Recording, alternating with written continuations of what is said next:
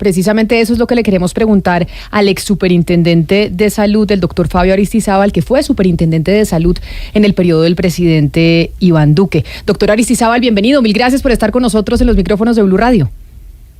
Hola Camila, un gusto oírla y un gusto estar con ustedes en esta mañana, con la gente, con toda la audiencia de Blue. ¿En dónde anda el superintendente? Que lo veo con una camisa muy playera. Entonces lo veo con una camisa como si usted estuviera en la playa. Quienes los que están conectados con nosotros a través de nuestro canal de YouTube pueden ver que el ex superintendente está con una camisa azul. ¿Esos son como qué? ¿Como peces espada los de su camisa, ex superintendente? Sí, Camila, estoy en Cartagena. Así lo veía yo muy playero. Acá vivo. Ah, bueno, entonces ahora sabiendo lo de la camisa, los que no nos están viendo, pues ahí se las describimos, una camisa azul clarita con peces espada. Ex superintendente, eso que dice Sebastián, que el superintendente actual lo acusa a usted de no haber cuidado las reservas técnicas o no haber vigilado que las EPS tuvieran las reservas técnicas. ¿Por qué razón? ¿Por qué no se hizo? Es una falacia lo que dice el superintendente anterior. Y a mí me gustó mucho como ustedes arrancaron esta charla, esta reunión. ¿Por qué, Camila? Porque el gobierno ha tildado a las EPS como intermediarios. Cuando hablamos de intermediarios no podríamos estar hablando de reservas técnicas. La reserva técnica es propia de los aseguradores. Para que la gente vaya entendiendo por qué se arma una reserva o por qué se hace una reserva, eso es una de las características que tiene el seguro o el sistema de aseguramiento. Hay 4 elementos que debe tener un seguro y déjeme explicarlo para que la gente entienda cómo funciona esto. Primero, debe haber una cobertura, que en este caso la cobertura del seguro es todo el plan de beneficios que tenemos los colombianos. Segundo, hay un segundo elemento que tiene que ser una prima, que es lo que gira el gobierno anticipadamente, que es la UPC, que es la unidad de pago por capitación. Ese es el segundo elemento. El tercero, debe haber un riesgo, que son las enfermedades y las incapacidades que pueden tener los colombianos. Y el cuarto, pues es el elemento, es el asegurado, que es el usuario. Entonces, ya hablando de que realmente sí es un seguro, aquí le estamos diciendo al gobierno, entonces no son ningunos intermediarios. Y sí generan valor agregado, sí tienen que constituir reservas, sí tienen que responder por los riesgos y sí se considera que es un seguro. O sea, aquí se desvirtúa lo que ellos dicen de que simplemente son intermediarios. Y segundo elemento grave, Camila, aquí la cobertura es ilimitada, es full, el contrato es sin exclusiones y tienen que cumplir con indicadores financieros, tienen que pagar las incapacidades, tienen que hacer gestión de riesgo, tienen que entregar los medicamentos, en fin, tienen que pagar todo, que es la característica que tiene un seguro. Metámonos en el tema de reserva. ¿Qué es una reserva? Como ustedes lo estaban explicando, la reserva técnica se utiliza para siniestros, para servicios de corto plazo, es decir, obligaciones que tiene un asegurador de corto plazo, que ocurren en el mes anterior o hace 2 meses. Después de que se emite la prima, cuando el gobierno gira la plata, ese asegurador está obligado, Camila, a guardar parte de esa plata porque ya tiene unos siniestros que le avisaron, es decir, unas atenciones que ya son conocidas. Sin embargo, el asegurador también guarda parte de esa plata para algunos siniestros que ya ocurrieron, pero que a él no le han avisado. Es decir, ya ahí empieza a funcionar la reserva técnica para atender esos riesgos de atenciones de los proveedores y las indemnizaciones. Entonces, por eso la aseguradora tiene que tener esa reserva, que es lo que llamamos la solvencia, la capacidad de pago para poder asumir estos riesgos. Nosotros, Camila, si algo hicimos bien en el gobierno fue exigir esa reserva técnica. Aquí estamos ante un problema muy viejo, Camila, antiguo, que probablemente es una deficiencia normativa, especialmente con el régimen subsidiado, que en algún momento en la historia, en vez de ir homologando los regímenes subsidiado y contributivo, acuérdense que hay 2 tipos de EPS, no homologaron normativamente. Doctor Aristizábal. No, sí, para ir intercambiando un poco lo que usted nos va diciendo. En el peor de los casos, lo que mostró el superintendente Beltrán es que pues habría un déficit de 5.5 billones. Uno se pregunta si quizá desde el punto de vista financiero lo que sucede no es que se malversen esos recursos o se los roben como se sugiere, sino que debe obedecer a que, como se dice, que la UPC no alcanza. Entonces, si la UPC no alcanza, pues a la EPS le queda muy complicado tener reserva técnica. ¿Puede tener que ver con eso lo que estaba diciendo el superintendente Beltrán? No, espectacular lo que acabas de decir, Sebastián. Cuando yo vuelva a la super, si algún día vuelvo, lo contrato. Póngale cuidado. La reserva técnica es un pasivo y se calcula estimando los siniestros o lo que va a llegar, lo que van a reclamar.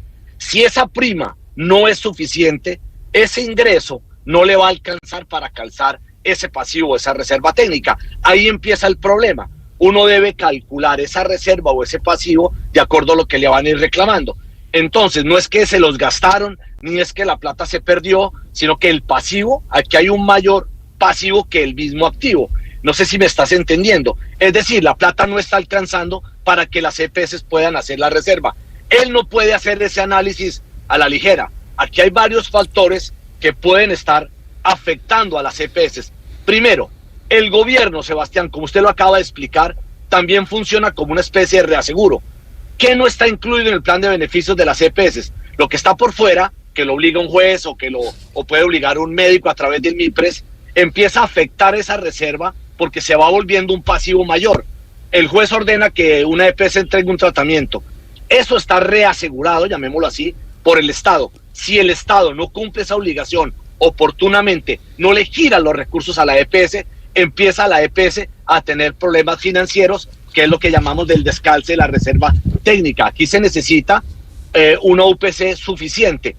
Es decir, aquí hay una siniestralidad alta o hay un pasivo alto que está siendo mayor que el activo. No es que se esté robando la plata, no es que no tengan los recursos suficientes, sino que no le han girado ni lo suficiente, ni tampoco le están girando oportunamente. Es decir, el gobierno está ayudando a generar esta crisis y a asfixiar a las EPS. En otro Señora caso, las Aristizábal. EPS... Dímelo. Sí, exsuperintendente. ACEMI sacó un comunicado recientemente en el que dice que se explica, digamos, ese déficit en las reservas por tres cosas que son completamente legales, y es que la ley permite reducir de las reservas técnicas las cuentas por cobrar a la ADRES por el pago, por el no pago de lo que se llama no PBS, o sea, lo que no está en el plan de beneficios de salud. También que ha permitido el Ministerio el uso de las reservas para que las EPS paguen sus obligaciones a la red de prestación por el año de 2022 y, bueno, a la insuficiencia de la UPC que usted ya estaba comentando.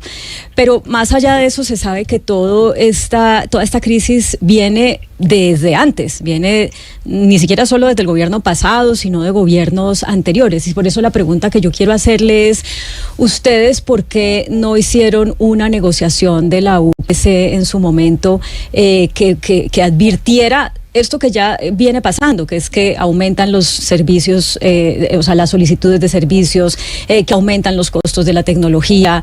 Es decir, ¿por qué ustedes, digamos, no atendieron eso previendo que después podía estallar esta bomba como lo estamos viendo ahora?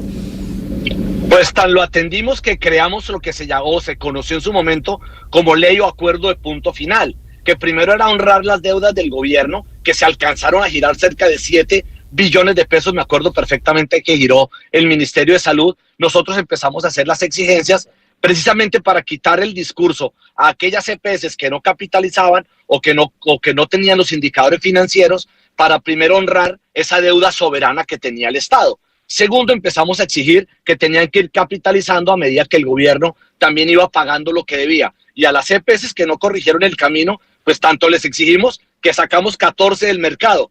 Caso curioso, este gobierno que detesta las EPS, que no le gusta el modelo de aseguramiento, y en vez de liquidar lo que hace es nombrar intermediarios.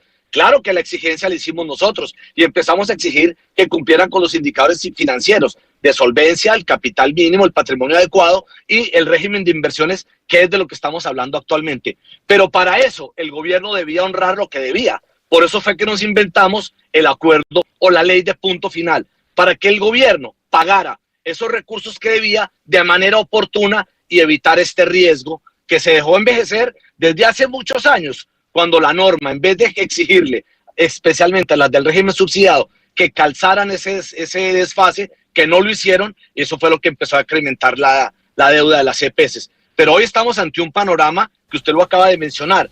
Primero hay que contemplar estas EPS si han girado anticipadamente a los proveedores para que les descuenten esos giros anticipados que se deben legalizar. Tienen unas cuentas por cobrar al Estado que tampoco las contabiliza el señor Ulay Beltrán, y hay unas cuentas por cobrar también a entidades territoriales. Es decir, la plata no es que se haya perdido ni que se la han robado. Hay que hacer unas exigencias que este gobierno prácticamente no la está haciendo. Pero ahora hablan de solvencia y hablan de reservas cuando hablan de que son intermediarios. O sea, sí son aseguradores. Aquí lo que tiene que hacer el gobierno claro, hoy ese es un punto interesante el que usted ha dicho, pero hay una parte de mi pregunta que está sin responder, señor ex superintendente de salud Aristizábal, y es ¿por qué ustedes no previeron? Y sabemos que las CPS trataron de hacerlo, pero no se logró, el aumento o el cálculo, digamos, de la UPC sobre lo que realmente debía ser. Digamos, esa es una discusión que se ha venido aplazando y una parte de la responsabilidad de haberla aplazado es del gobierno anterior. ¿Por qué ustedes no lo hicieron? ¿Por qué no se anticiparon o por qué no atendieron eso que ya se sabía que iba a pasar? Y es que en un momento se iban a reventar las CPS por cuenta de que la UPC era insuficiente. No, todos los años se fue ajustando. Son muchas variables que se van ajustando y cada año la UPC se va ajustando al riesgo que tienen las EPS. En su momento nosotros lo ajustamos. Acuérdate que nos tocó vivir pandemia, en la pospandemia se ajustó. Y aquí hay un fenómeno adicional que ustedes tienen que tener en cuenta, que al liquidar 14 EPS, mucha de esa población siniestrada que no era atendida oportunamente por EPS que no cumplieron y que no veían la salud como un derecho fundamental, esa población se pasa a otras entidades promotoras de salud, lo cual también tiene una afectación en la siniestralidad. Y la obligación de todos los gobiernos que van llegando es ir ajustando la UPC a las necesidades que va teniendo el Estado. No es que el gobierno anterior no lo haya hecho. Todos los años se ajusta la unidad de pago por capitación, tuvimos pandemia y en la pospandemia se venía ajustando la UPC y mientras nosotros también nos desatrasamos. Pero entonces dígame una cosa, ¿ustedes creen que ustedes ajustaron la UPC durante los 4 años que estuvieron de manera suficiente? ¿Ustedes creen que no, digamos, ignoraron un poco el problema de la insuficiencia del monto de la UPC que ya venían advirtiendo las EPS? Nunca se ignoró, todo lo contrario. Tan lo tuvimos en cuenta que empezamos a mirar el impacto que estaban teniendo las EPS por el traslado de esos cerca de 10 millones de colombianos que nosotros le pasamos a unas EPS que venían con un comportamiento de siniestralidad distinto. La obligación del gobierno que llega siempre es ajustar la UPC. Y la UPC, hablemos de algo que es claro, la UPC siempre va a tener una presión financiera porque el cambio climático, las pandemias, la tecnología, eso obliga a que todos los gobiernos, cada año, la UPC vaya aumentando un porcentaje del Producto Interno Bruto. No es que cada gobierno, no es que un gobierno no lo haya hecho. Todos los años van a tener que ajustarla porque estos fenómenos presionan siempre los indicadores financieros, no solamente de Colombia, del mundo entero. Por eso la UPC siempre va creciendo y la inversión del Producto Interno Bruto en salud cada vez es mayor, porque nada va a frenar.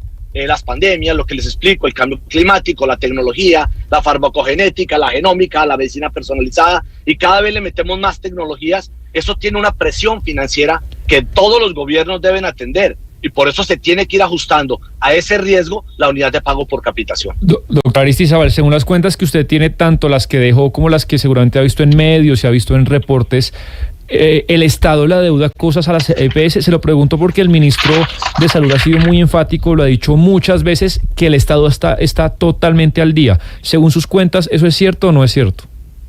No es cierto, Sebastián. Tan no es cierto que tuvieron que eliminar las cuentas que se publicaban en el Superradar. Ahí hay unos indicadores que están reportados por las EPS que los quitaron. Ahí hay unas cuentas que ellos tienen por cobrar que no las quieren revelar. Hay unos anticipos que ya hicieron las EPS que los tienen que legalizar a los proveedores o a algunos hospitales. Segundo, hay unas cuentas que tienen por cobrar a Ladres que tiene que ver con el no PBS, que inclusive no han sido auditadas, y hay unas cuentas que tienen que cobrarle a entidades territoriales que están debiéndole a estas EPS, que en algún momento, si esto se corrigiera, probablemente las que aparecen deficitarias podrían aparecer superavitarias en ese momento. Pero ahí hay unas cifras que el gobierno no quiere revelar, tratando de asfixiar las EPS, que las han culpado de todo lo malo que pasa en Colombia, lo cual no es cierto. Hay unas muy malas que sí debieron salir del mercado y deben seguir saliendo, pero hay unas EPS que han hecho una buena tarea y lo que necesitan es un gobierno que revise las cifras, que haga una buena estadística y que revise si la UPC está ajustada al riesgo que cada uno de ellos está atendiendo. Como acá usted está diciendo que quien lo reemplazó y que el gobierno actual está asfixiando a la CPS y que está diciendo mentiras en las acusaciones que le hace a usted cuando estaba al frente de ese cargo, ¿usted va a hacer algo frente a esa información que usted tiene y que nos está entregando?